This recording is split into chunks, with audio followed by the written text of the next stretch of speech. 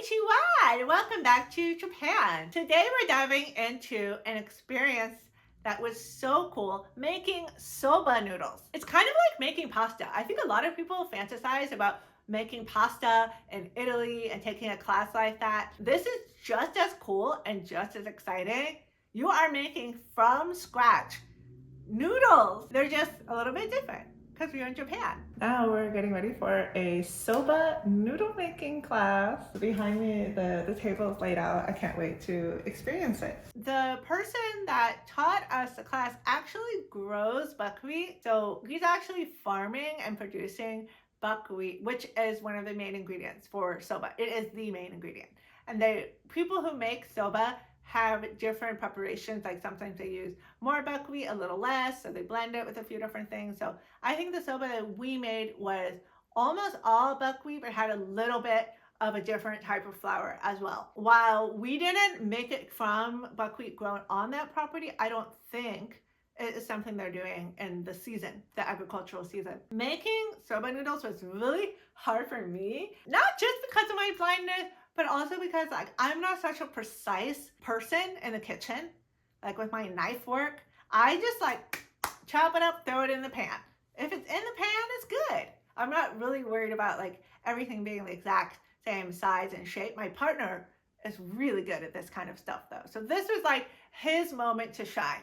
So I tried, participating. I participated. But when it came to chopping and setting up the noodles, I did a little bit and then let him take over. So the process of making it is kind of like making any other dough. You're mixing ingredients, then you're kneading, putting it together that way. And, I was trying to put some strength into it. And then with a really cool knife, it has a certain shape and it's very, very thin at the end, but it's huge in terms of holding it.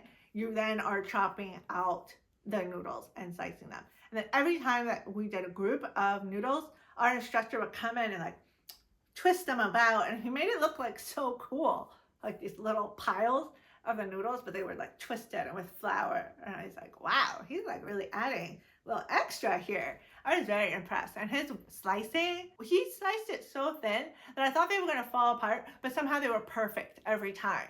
I could not believe that you could slice that thin. Have you ever made pasta noodles? Have you made soba noodles?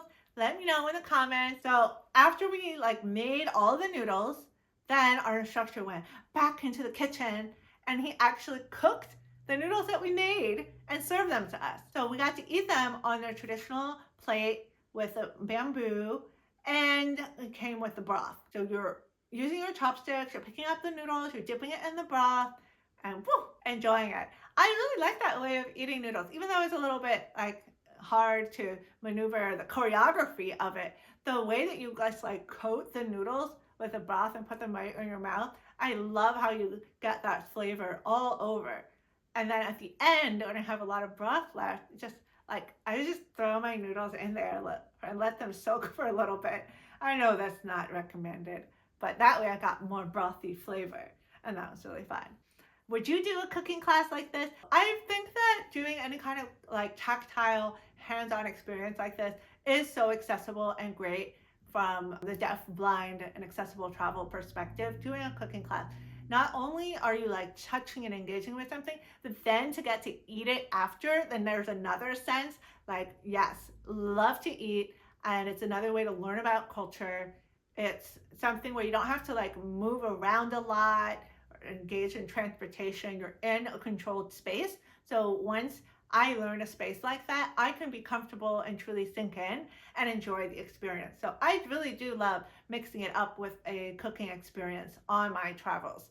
It's more engaging than just going and eating, which you're already doing all the time when you travel, but you get to learn more in depth about the local culture and the technique of making something, what it means. I always think I'm gonna make these things after. Haven't done it yet, but one day I will. And then you will see my soba noodles made by my partner. This cooking class was one of the best experiences. It definitely mixed up our trip in Japan and kept it interesting. If you want to see more videos on inclusive and accessible travel, subscribe to BlindishLatina And let me know all your questions in the comments, and I will see you next time.